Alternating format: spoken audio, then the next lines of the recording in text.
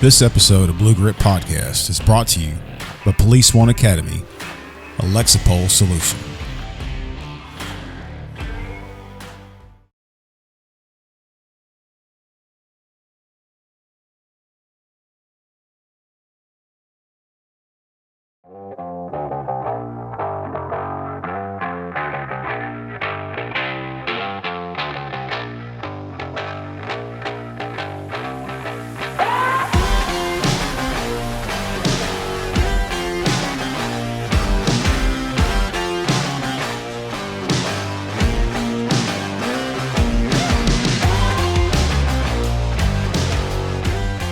On the last episode of part 1 of Agent Under Fire.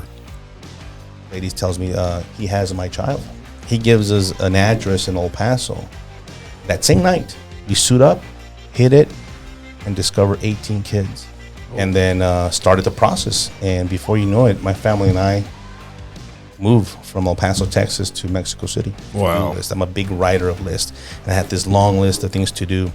And around noon, one of my coworkers tells me, hey, heads up, they're going to send you to Monterey. I say, check it out. And I look up, and the second SUV has a long gun.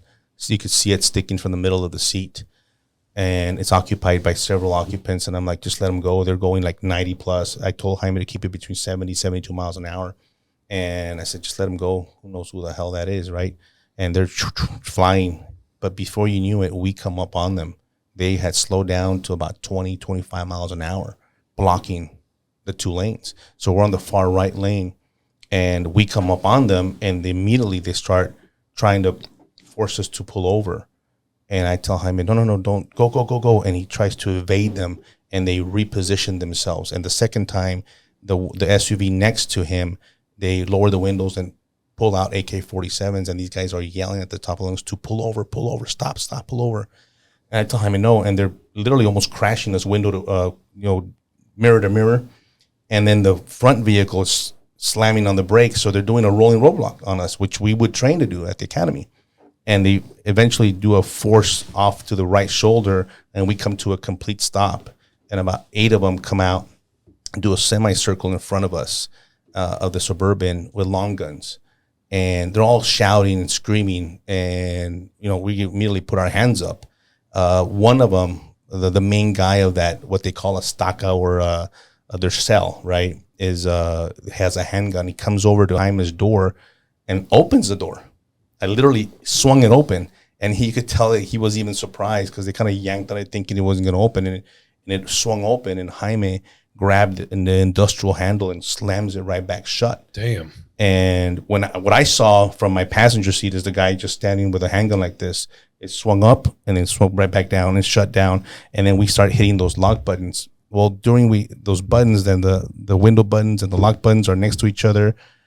My window lowered about 2 inches without us knowing. And this whole time we have our hands up. I'm yelling at the guys, we're Americans.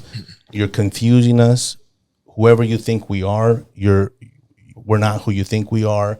We're U.S. diplomats. We're from the U.S. Embassy. This is a diplomatic vehicle. Look at the plates. Let me identify myself with my black passport. My passport was in my backpack with the guns, had been caught underneath the seats when we lowered both seats. Oh, shit. And so I never had access to my weapons. And so gladly, because if I would have shown a weapon, I wouldn't be here for sure. To tell you the truth, a lot of people that, you showed I never showed anything. I wanted to show my passport. That's what I wanted to show them and identify myself. So when you're telling them all this in Spanish, it's all in Spanish. Is it registering with them, or do they just not care who you are? It's not registering. It did register because later on they testified about it, but they have evil in their eyes. I'd never seen a focus of evil. They wanted us dead, and it took a while because the guy by the door, when we weren't complying, and now they're yanking on the doors and they're locked. And he sets off a few rounds, boom, boom, boom, by the front tire area by Jaime's side. And I even told Jaime, did he fucking shoot at the, it took a second to me to realize that shots were fired. Oh, this shit's real. Shit's real. He shot. Yeah. And he says, yeah, he shot. And I said, oh shit. And I mean, he never said a word to them. I was just yelling and screaming over and over. We're Americans.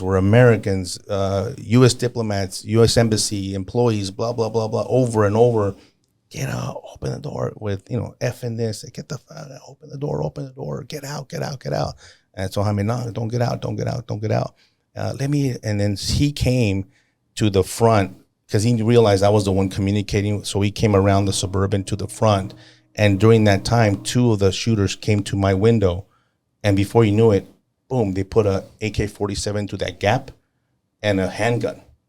And, oh, shit. And I just backed up kind of to the post. Now, remember, the whole back is full of boxes. So we couldn't jump to the back. And I immediately posted myself like this and raised the window. And it raised it and caught the barrels of both guns. And I see them wiggling, especially the guy with the AK is wiggling it. And the guy with the handgun is wiggling it because it's caught in between the window. And these are very thick armored windows, right? And so they're wiggling it. And without notice, they open fire into the cabin. And so I'm like this, and the first thing to go is my hearing, and I have hearing loss in my left ear because of it, because they're literally shooting it right here. And I see Agent Zapata get struck multiple times on his side with the handgun, and then he gets shot with the AK in his leg. I get shot once in the chest and twice, one in my upper leg and one in my lower leg. I didn't know. I had no idea that I'd been shot. He yells out, I'm hit, I'm shot. And I said, go. They pull out the barrels. I raised the window, just the last little gap, and they were just spraying it, just shooting the whole right side. And I actually put the Suburban back gear, just slam it down and push Jaime's knee into the gas pedal to crash that vehicle to get out of the X. But Jaime becomes unresponsive, and the Suburban rolls into the median. So from the far right shoulder, crosses the highway, and then I try to get it back on to Highway 57, but the tires are flat. They're shooting this whole time at it. And, we kind of stopped there, and I'm attending to Jaime. One SUV, I see it take off. Now, I have very limited vision now because of the armored glass. It's very hard to see from the inside. Outside, you see like these white snow globes, and the inside, it just shatters, and you can't see. But on the front windshield, I see one taking off. And then I see the second one take off, and it does a U-turn, comes right back, parks right in front of the Suburban. 2 of the shooters come out, and they look at me, and I look at them, and there's like a pause, and they just go, they just open up and you'll see the pictures of the 2 shots where they're trying to penetrate the glass. And I just sat there, and I'm thinking, okay, this is it. I'm done. Please work glass. Work glass. Yeah. And I see them jump in the SUV and they leave. And I make the first phone call. Well, I try to get my Nextel radio. It doesn't work. I pick up my BlackBerry. I call the embassy, and people could hear the call online. And switch for office. This is Victor Avila from ICE. We got a shot. We are on the highway to Querétaro, Mexico. We've been shot and attacked on the highway. I am an ICE Special Agent. What is your name, you said, sir? Victor Avila. Please call Jerry Miles. I don't have another phone. Where did you look? Please call Jerry Miles. We've been shot on the highway. Highway? What is the highway, sir? To where? Mexico, Querétaro. They know where I'm at. Okay. Try to remain online, please. Been shot on the highway. Please contact my supervisor. Blue 52, stupid ass. Yeah, didn't get me there. And then after that, I called. The only person I trusted in Mexico at that point was the head of our VEDA unit in Mexico that we had from the federal police. He's a guy that I would kid around. He would always tell me, "Hey, if you ever get in a pickle anywhere in the city or something, you call me, right?" Well, I called him, and I called his office number that I would never call, that landline, which is a recorded call. I've never been able to get that recorded call, but someone has it, because he has a little red light on it, like the movies. And he says that it kept on, because I obviously talked to him afterwards, and he says it kept on ringing and ringing. And I said, well, who calls that number? So he answered, it was me. And he didn't recognize my voice because I was just going off in Spanish. And I said him to send help. And he's the one that actually deployed a helicopter for Mexico City, a federal police helicopter with trusted personnel that we can be able to allow them to come in, because during that whole time we were on that road for 40 minutes before anyone responded. And during those 40 minutes, I was on the phone with a lot of people, the regional security office from the diplomatic security special agents from the embassy, ICE agents, my buddy who said, the first one told me, you got to check yourself. And I had a lot of blood and a lot of shrapnel, and my face was cut with glass. And I have those little scars in my eyes where, I had a lot of blood on me. A lot of it was Jaime. And then that's when I saw the wound here in my chest. And I said, oh, shit, I am hit. And put pressure. And he's the one to take off your belt. He's the one to take off your belt and put it around, because I saw the hit on my leg. And I did that. I was trying to keep Jaime awake. At one point, they could hear me screaming at him and shaking him to keep him awake. Because he was losing a lot of blood, and then they even dispatched me and put me in contact with a helicopter pilot. I at one point gave them the Garmin GPS coordinates. They didn't know where I was at. We were in the middle of this highway in between towns, and they were able to find. I gave them the coordinates, and then they said, we're on our way. But during that time, there was an ambulance that showed up on the side. It looked like an ambulance. You would recognize it as an ambulance, and I didn't know if it was for us. But it was by itself. One guy gets off and comes over. By that point, I had already pulled my guns out, and he comes to the window and he's trying to open the door. I'm here to help you. I said, yeah, help me open the door. Help me open the door. And I'm not gonna help him, because the door was jammed with the crash, and he kind of was trying to peek in, and he didn't do anything, and he left. Well, in 2017, during the trial, I find out they testified he was a Zeta cartel member. He's the one that goes and makes sure that there's no one alive. Or if it's any Zetas involved that get shot, he goes and rescues them to give them first aid. Dang. That's how sophisticated these guys are. So he was coming there to finish you? I think so. And then so he left, and then the state police officer, the local state there, shows up, and you could tell the state police are a little poor. They don't have a full matching uniform, and he comes around. I have a clear vision of him coming around the Suburban, and I have him like this with my gun flanking him. And I said, I didn't trust anybody, man. Anyone at that point. I said, open the door, so I could shoot you in the face. Open the door. And he wouldn't open the door. So I'm here to help you. Yeah, right. Eventually the helicopter lands right there on Highway 57. The person that my friend sent over, I asked him for his creds, because I didn't trust anybody. And he says, no, it's me. I'm here in direct orders from that. I made him take out his wallet, and he put it through in between the window, the crack, and he shows me the badge. And I said, I don't give a fuck about the badge. I want to see your creds. Yeah. And he pulls out his creds in his crunched up wallet. And he's like, oh, yeah. They look at his name. I said, that's the guy. Because I thought, they're going to send me with somebody else and torture me somewhere else, and finish me. Because that's the corruption in Mexico. Load me up on a cartel helicopter. Exactly. So, but that's when the fear set in for me to go to the hospital. Yeah. The fear to go to the hospital because of that. I knew these guys knew that I was alive and they were going to finish me. And there was no security at the hospital. There was only the ones that were with us that dispatched, plus the local ones there, which did not trust anybody. And it was a god awful feeling of knowing that you're going to die and you feel like a foreigner. I tell people this story all the time. I felt so lonely there, talking about being a foreigner in a country of my heritage. For all intents and purposes, I could have been in China. That's how I felt. And when we get to the hospital, they took Jaime into one trauma room, took me to another. And I didn't give him my name. I didn't tell him who we were. I refused IV. I refused medication. They were doing all these studies on me. They did a lot of sonograms and had a shrapnel. And they did good care, good trauma care. But they assumed that we were Mexican federal police officers. And I was okay with it until they saw the response of the Mexican federal police and then the response of the ones that they sent from Mexico City, the trusted ones. And they came in all fully suited up. And they said, Victor Avila, you're here. We're secure. The building's secure. And no one's going to come in and you're going to be okay. And that's the first time I breathed a little sigh of relief. And the Americans didn't show up till the shooting happened at 2:15 p.m. And the first Americans showed up about 7:30 p.m. They drove, like I said, They had to drive. Pardon? They drove. Yeah, it was a mess. they couldn't get a helicopter out of Mexico City, and it was a mess. And so some of them drove, some eventually got flown in by a DEA plane, and eventually everybody showed up. DEA, FBI, Secret Service, Marshals, everybody showed up. Believe me, it was great to see them, and then it was a matter of getting me out and getting Jaime and us out, because now we're under the rules of the Mexican government, and now we're technically under arrest.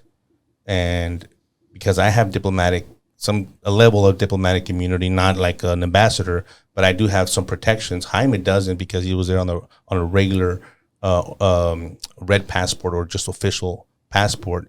He's not a black passport holder. They're holding us. Like, you need to answer questions. Mexico is very different. You're not the victim now. You're right. Like a car accident. A car accident in Mexico is a criminal offense. It's not a civil offense like it is in the U.S. And so all of a sudden, the ambassador gets involved and says, you got to get him out.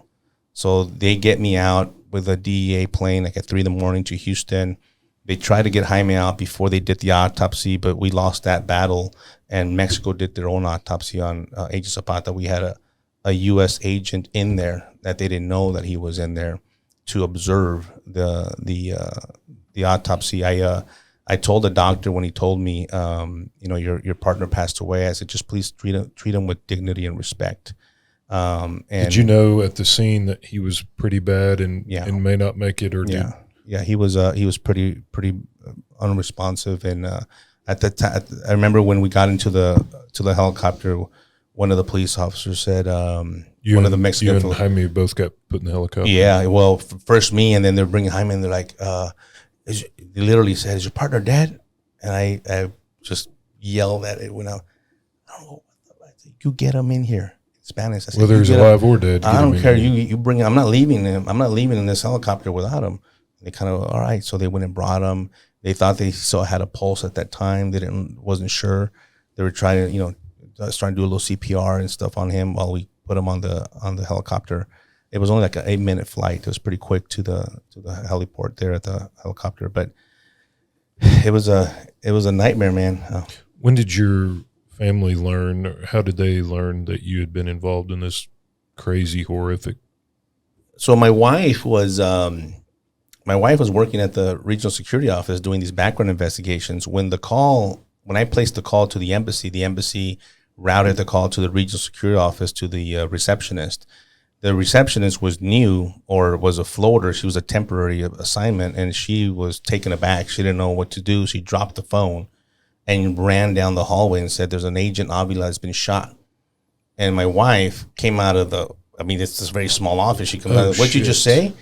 That an Agent Avila is on the phone, that he's been shot. And she's like, "That's my husband." And then Victor Avila. And so she faints, and they get my wife, and she starts throwing up. And that's a hell of a notification. There was no buffer for her. And so we try to do that buffer with our kids, and they told them there was a gas leak at our apartment to get our kids out. We didn't want to alert them. Wow. They got them from school, and then we started hearing a lot of chatter that they knew where we lived in Mexico City, because the GPS Garmin had my home address on there. So they said, get the family out. So they got my family out into a hotel in Mexico City, surrounded by Mexican and U.S. personnel, protected. They were there for about a day and a half, overnight. While I was taken to Houston, we eventually reunited in El Paso. What was your recovery like? Shot 3 times. It was all done in Washington. They didn't want me nowhere near the U.S.-Mexico border for officer safety reasons, and then that's where the second nightmare begins, and that's the nightmare that lasted years. I call it the aftermath, and it's worse than the shooting, because they said, "You want to go to D.C.?" I said, "Yeah, let's get the hell out of here. I didn't want to be on the border." And so this is February. I was very concerned. My wife and I were very concerned for our kids. It's not their fault. And I didn't want them to lose the school year. So I wanted them in school. So we get to Virginia, Northern Virginia, right outside of the Beltway there in Falls Church. And we can't register our kids in school. You talk about semantics and logistics, because you need an address. Yeah. And they put me at a residence inn for 2 weeks, and they gave me a phone and said, "Hey, yo, Victor, whatever you need, man. Okay. I need a toothbrush." I need clothes. Everything is in my apartment. I never went back. So think about where you are today, and you're never going to go back to that house. What do you need right now tonight? Well, my kids needed clothing and jackets, and it was snowing and it was 72 degrees in Mexico, but it was snowing in DC. And so they needed school supplies. We needed a pantry. We needed a place to live. And I was in a wheelchair and crutches looking for a place to live because my agency did not facilitate that. We had to find it on our own. We finally found it just in time, got our kids registered into school. Guess what? They wouldn't accept them because even though they're U.S. citizens, they needed additional vaccinations because they were coming from another country. Okay, so they did the required vaccinations, and then they get put into school, and it was horrible for my kids. I actually the physical rehab, and that wasn't bad. That was really good care. I had really good care, really good doctors. That came good. That was a natural thing. The counseling, the PTSD, and all that was good. All that was very good treatment, and I just wanted to get back to work. You get into this mentality, Right. And I knew that agents want to go back. I knew that. It was weird. I wanted that. I wasn't ready to do that, but I forced them to do that. I wanted to do that. Do you think their failure to attend and think through your care by the agency was due to y'all didn't have this happen very often, or they didn't want to acknowledge that there was a pretty epic screw up and they just wanted to kind of tuck you away and get you to be quiet? All of the above. I think the main thing is Fast and Furious. 2 of the weapons recovered used against us were attached to Operation Fast and Furious. So catastrophic failed. Yeah, just experiment. 2 months before, Agent Brian Terry, Border Patrol Agent Brian Terry. Expand on the Fast and Furious for people who don't know what that is. Fast and Furious was probably the biggest botched operation in federal government history. The ATF, led by ATF, but FBI, DA, even ICE was involved in these task forces where overseen by the federal government, weapons were allowed to be purchased in the U.S. It started in Phoenix, Arizona, were purchased by straw purchasers under the watch of the federal government. And these weapons, Eric Holder, I think, was... Pardon? I think Eric Holder was Attorney General, which he knew. They were allowed to walk. In other words, allowed to go into Mexico without any furtherance of any investigation. That's it. They armed the cartels. They armed the Zetas. They armed the guys that shot us. They killed Agent Brian Terry 2 months before, which blew up Operation Fast and Furious. They wanted this to be a model across the nation because we knew how Obama and Holder are non-Second Amendment defenders. And I think they wanted to put the U.S. in a bad light when it came to weapons. And so that was largely part of it. Also, the screw up of being on this highway and this assignment the way it was. They knew that they had done wrong. They never should have put us on that highway. And we tried to sue the government and get some answers, but Obama exerted executive privilege on all the documents. And so we've never been able to get any documents because they're protected now. And they've been protected. And so when Trump became president, with no recourse to get that, we thought, well, Trump's going to get him. No, once that president, and you probably heard about this in the news a few years ago when there was an issue with Trump on another case. But when a president exerts executive privilege on these documents, they're basically sealed and no one could ever get access to them. So all the FOIA requests, all the information that we want, the emails, I've gotten a lot of redacted sheets of paper and cutouts from the internet and printouts of news articles, but that's not what we want. We want the internal docs. So the epic failures and errors are locked away forever. Yeah. So far, 12 years into it, it's still there. And by the way, I'll share with you the latest. By the way, we caught these guys, right? So the U.S. government and ICE and the Mexican Federal Police do a great job of going after the Zeta, the shooters. One was presumed dead. They arrest 7 of them. They do it old school, and they pick these guys up. They extradite them quickly to the U.S., and 5 of them plead guilty to murder, attempted murder of an internationally protected person, and weapons charges. 2 of them don't say a word. The 2 that came up in front of the Suburban, those guys go to trial, and they challenge it. So in 2017, I go to testify at the trial. in D.C., and that's the first time I actually get to tell the story officially under oath, and also hear everything that they're saying, that in fact they did hear me. In fact, they did know that we were Americans, and they heard me perfectly clear that we were Americans. As a matter of fact, they thought at one point that I was the ambassador. That's what they said. When they interdicted y'all, they knew that early on when they interdicted that vehicle? They said that they were looking for carjacking, looking to carjack the vehicle, and that's a crock of shit.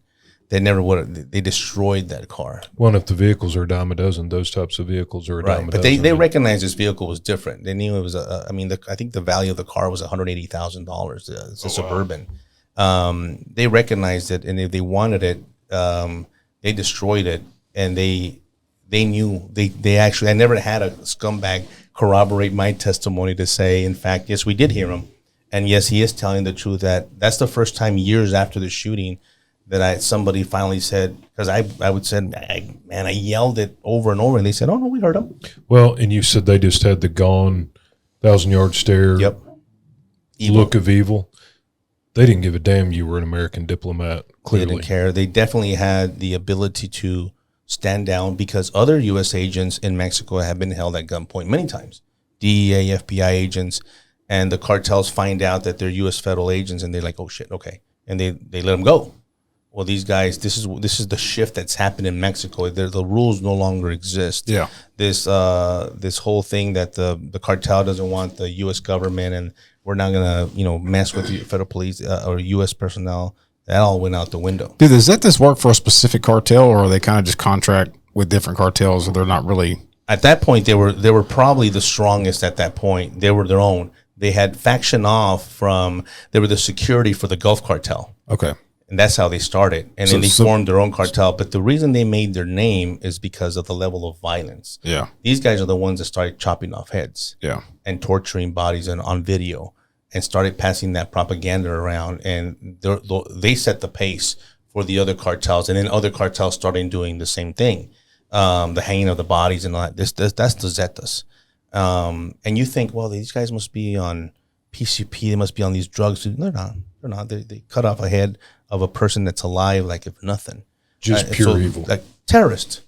That's what they are. And so we're at a point where they should be designated as such, because that's the level that they function at a terrorist level. That's crazy.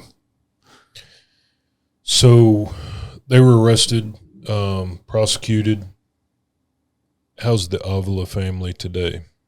We're doing good. You talk about resiliency. I use that word a lot. We were able to, with the help of God and a lot of other things, that we had a lot of dark days after the shooting. I give a lot of credit to my wife, Claudia, and my kids for putting up with me. I wasn't a good person to be around with. And I consciously did not want to be this angry, bitter man.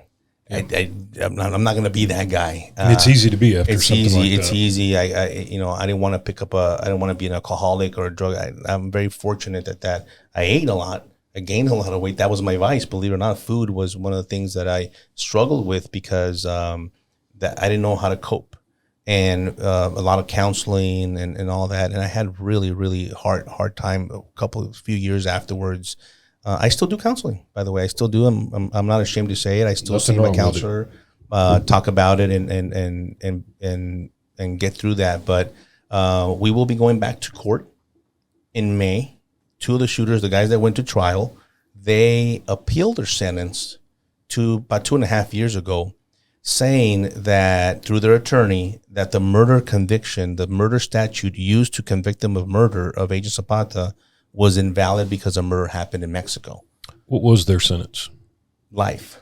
Both got life. Those federal two got life. Yeah, federal life. The other 5 that pled guilty got 35 down to 12 years, which was a plea deal that I had never seen in my life for murdering a U.S. agent. And the only person that could answer to that is a U.S. attorney as to why they recommended that, but they did. And I had a hard time. The Zapata family and I had a hard time with those sentences. But the guys that got life, then they appeal this. The D.C. Circuit Court of Appeal agrees with them and dismisses the murder charge. They dismissed the murder charge. So there's no one in prison for the murder of Agent Zapata. And about 2 years ago, we get the news, and I'm like, I gotta do something. So I called the senators, I called the congressmen, I called everybody that I know, and the Federal Law Enforcement Officers Association, who has a good presence on the Hill in D.C. And I said, we got to do something about it. And we picked up the law and we changed it. We changed the law. We said, this cannot happen. We got to change this law and this loophole that it doesn't matter where the murder happens. So we did. And they renamed the law the Jaime Zapata and Victor Avila Federal Officer and Employee Protection Act. That's awesome. And we passed that. And and what's so funny is that Joe Biden signed it. You can't make this up, folks. Well, he may not have. Somebody helped him. Yeah, somebody. But what the sad part about it is they had this big ceremony last year on the signing ceremony, but didn't invite me. They didn't invite the Zapata family. The bill in your name. Bill in my name. Our name is on it. And the Zapata family was not, you know how they stand behind the president, the desk? Well, I'm not shocked that didn't happen. Well, they were never going to invite me. No. But at least the Zapata family, it's their son that gave his life. Yeah. But they signed it. It's a law. And so it's not retroactive to our case. But so that's why they have to bring these two guys and re-sentence them. And because of COVID and all these years have passed by, they finally got the date. It's going to be May 23rd of this year, 22nd and 23rd. I'll be in D.C. addressing the court as a victim of the crime. I always have a hard time remembering that I am a victim of this crime and addressing the judge and saying, basically begging the judge to re-sentence them to life, because the big difference now is that it's not a mandatory life sentence. It's up to life. So they vacated the sentence but didn't dismiss the charge. Is that right? They vacated just the charge, just that one charge. So they're still in there for my attempted murder and the other weapons charges. But those don't carry a mandatory life. They carry of up to life. But you know what that means. It could be 15 years, 20 years. Yeah. So we're going to go in there and ask them and plead with them to re-sentence them to life. So I'll keep you guys posted on that. Yeah, keep us posted, please. Well, and you reached out to your senators and to your congressmen and congresswomen to affect change. Kind of tells us where Victor Avila is today. Tell our listeners. Well, I go around the country speaking about the horrors that's happening at our border under this administration, and I'm a big advocate of doing something, whether at the local level, big on local politics. But I said I gotta do something, so I threw in my hat and I just announced for my run for U.S. Congress for Congressional District 23, which is the border from San Antonio to El Paso. This is my backyard. This is the area where I think is ground zero for not just Texas, but the rest of the country. VictorAvilaForCongress.com is the website for support. I need the financial support to get me there. We're trying to primary the incumbent. The incumbent there has betrayed the people of CD23 Texans that voted him in, and he has voted against what he said he was going to do, his own word. He's violated his own word. He's violated his own oath when it comes to not just border security bills, but other conservative bills that he's voted against or for that the people did not. That's not what they requested, and that's not what they voted for. And so because of that, 17 counties got together, the Republican Party of Texas, and censured him. They censured a U.S. congressman, which is very serious. That means that they're not going to fund you. They don't want to work with you. He dismissed it, but I want to bring integrity back to this system. I was in D.C. I was telling you guys earlier, I was in D.C., and you feel the swamp when you get in there. But we need people to fight this. We need people to fight the establishment to go back to where you are the extension of the community, and you are the voice of the community. And it sounds fundamental and it sounds basics, but I want to take things back to basic where you represent the people in DC. You do represent the people. And what's crazy is people lose sight of that so easily, is that you represent the people of your district, and people quickly lose sight of the fact that they're the ones that voted you to represent that. And it's fascinating to me that people they forget that so quickly. Because they start voting on party. Yeah. They start voting for special interest. They start voting for everything else other than the reason you're there is because the people. And I wish citizens, our listeners, would quit thinking of border security as politics. Border security is national security. It is vital to our national security. I bet Ukraine wish they had some border security right now. Boy, There's a lot of countries that probably wish they had border security. It's not politics. Yeah. It is taking care of our country and our future and our kids' future. I'm scared for my kids because we don't want to fix a problem that everybody acknowledges is a problem, but they want to say it's just politics. We don't need to fix it. And it's not a left or right issue. It really shouldn't be. It's a bipartisan issue. It's about safety. It's about public safety. I think we all agree that we don't want anyone to come into this country and cause our country harm. You know, we are. If you look at the statistics by numbers alone, we're experiencing 3 9/11s a month in this country with fentanyl deaths. But nobody blinks an eye. So nobody took down buildings, but they're taking us down with pills. Well, and everybody's outraged that the balloon flew over our country and gathered intel, which is a problem. I'm pissed about it. But humans are coming in with evil in their heart to destroy our country. It's as bad as a damn balloon flying over our country gathering intelligence. They need to become as outraged about that as well. So the cartels in Mexico, all that, I bring that experience. I know how to deal with them. I want to be able to deal with them. I want to deal with them at a different level to where you put America and the United States first. And it's time that we look out for our citizens. They have been neglected, I think, especially the last 2 years. But for some reason, the violent criminal, the illegal person that is not here rightly so, is put first and given the rights first for some reason. I'm all for legalities. I want people to come here, like I said, legally and all that. But I'm a law and order guy. I want the law and our Constitution to be respected, and it's been disrespected by so many countries, 150 or so. Let me tell you, I've been at the border, and people from weird countries that I had never known about in Africa, in Europe, in these small countries, like, where are you from? Yeah, they're coming in. And there's a lot of barriers, a lot of challenges in the healthcare system, in the school system, the criminal justice system. So, I appreciate everybody for their support on that. Well, and I know we have some combat veterans in the House and the Senate that have served their country. I would guess there's maybe a handful of law enforcement. Not many. You would think about a lot of veterans, but not a lot of law enforcement. And probably not many that have been shot trying to protect their country. Right. Yeah. Tell us about this. Agent Under Fire, A Murder in a Manifesto. I go into detail. I'll give you a little bit of stories of who I am. I tell you who I am. I give a good story of, drug bust, because they're fun and is what I worked on the border. And I put a human trafficking case, one of the most horrific ones I worked on there on purpose, because I still get people telling me, what, human trafficking and child trafficking? You're nuts. That doesn't exist. Yeah, people don't want it to exist. Right. Yep. And I understand that, but I put it in there because I've worked these cases, and you need to know that there are human beings in this world that are capable of doing horrific things to other human beings, especially children. Yeah. So I talk about that, and of course I go into detail, much more detail that I shared with today about the shooting. And then the last part, which I refer to as a manifesto, is I went through a bit of an identity crisis, and I said, no, wait a minute. I was a pretty good agent. I know border security. I'm going to talk about that. So I talk about the wall, asylum, all these issues on border security, human trafficking, human smuggling, the cartels. From being a man on the ground. Designating them as FTOs. I talk about that. So you'll get a good understanding. And if you read it today, you think I wrote it today. That's how relevant it is.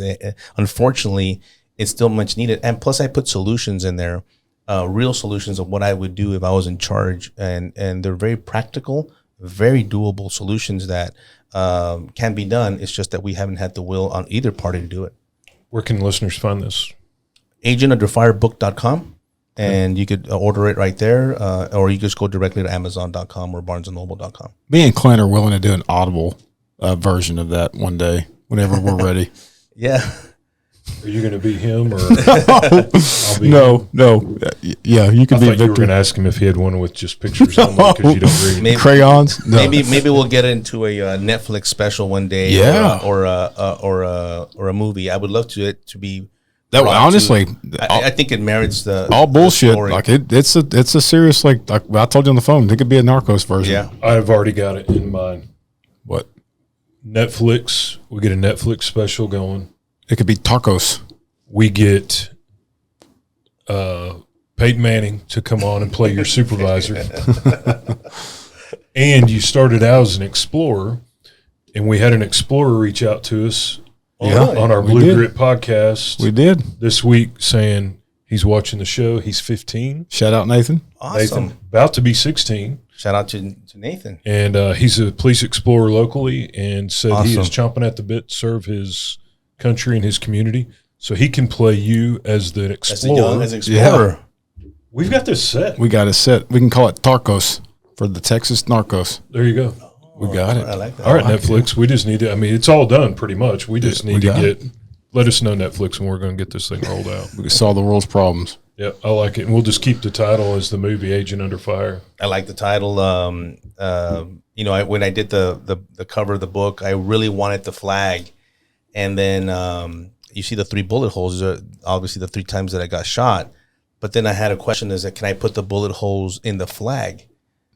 I didn't want to disrespect the flag, and I called. I have really good friends, veterans, military veterans, and they all said, absolutely. As a matter of fact, and they taught me something. Most flags that are battle are destroyed and torn and shot up, and they still fly with honor.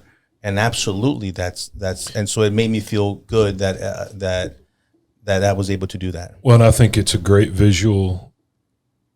It's a great visual of you identifying yourself as an American diplomat, and they knew you were an American with that flag, and they shot you anyway. As a big screw you to America, they don't care. And I think that's a great visual depiction. I'm glad you brought that up because Mexico, what went on. Mexico and the cartels are not our friend. They're not our friend, and people should recognize that they're our neighbor. Very different. Yeah. It's okay, but just like a lot of people out there, you don't get along with your neighbor. Doesn't mean that you move. You just live. You learn to live with them. Well, we have to learn to live, but sometimes you have to hold your neighbor accountable. You got to make them cut down that. We share a lot of common ground, a lot of cultural. Yes. Same traits, but we are definitely different. And you're right, they are not our friend. But yeah, to make your point on that, you've been shot 3 times. You served your country. You've had your back turned on you by your agency. You've been through hell and back, and for you to stand before us today and want to make the difference, you do represent a lot of what the flag represents in that book. So appreciate that. This has been a good ride. The introduction between us 3, I'm looking forward to what the future holds for you. So I hope so. I hope it's a good one where I can have an impact, and maybe politics is a way. I don't know where else to be able to. I've been asking my wife questions of why do you do this, but it's the public service. It's I have this need to want to give, and this is the spot. I said, you got to put me in a place where I can make a difference now in there. Put me in, coach, right? Put me in the arena. The man in the arena. Yep. Right. Information that folks need to hear. This is a story that is freaking crazy. People think things don't go on like this outside of our country. And it's folks like this that continue to serve, get shot, and still looking for a way to serve our country. Yep. You got a rapid fire? All right, man, we're going to ask you 3 questions. Oh, yeah, absolutely.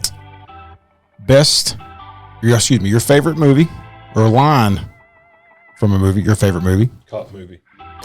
Ooh. Man, I have some good cop movies. I like Man on Fire. I don't know if that's a cop movie, but that's more of a Mexican movie. Yeah. It should be, yeah. Training Day. I love Training Day. Training Day is a good one, too. It's a good one. Denzel's always good. What was the other one? The second one is going to be your favorite police vehicle. Not my what would I have? My 2001 Chevy Venture van. That's not it. The Suburban that saved your life. The Suburban, I think. The 2009 Suburban. That'd be a good one to pick. That's an easy pick. And or the 97 Crown Vic that I had, my first issued vehicle, 97 Crown Vic. What was it? Say that again for the people in the back. Oh no, here we go. Crown Victoria. 97 Crown Vic. We can Police stop. Interceptor. Yeah. Okay. Good. It's very hard to do surveillance. Yeah. Even if it's unmarked. Yeah, I like that answer. Good job, Victor. We can end with that one. That's good. And then your favorite adult beverage. The Crown Vic. Adult beverage, Scotch and water. There you go. Unless it's McAllen, just on one block of ice. That's the way I like That's it. awesome. Yeah. Just That's on awesome. a big rock. Yes. Brother, again, I can't thank you enough, man. Thank you. It's been an honor. It's been an honor. Well, this is a pretty intense story, pretty badass episode. I can't thank you enough. You guys hit that subscribe button, download these episodes, catch this book, check out his website, Victor Avila for Congress. You guys stay safe. God bless you, and as always, may God bless Texas. We're out.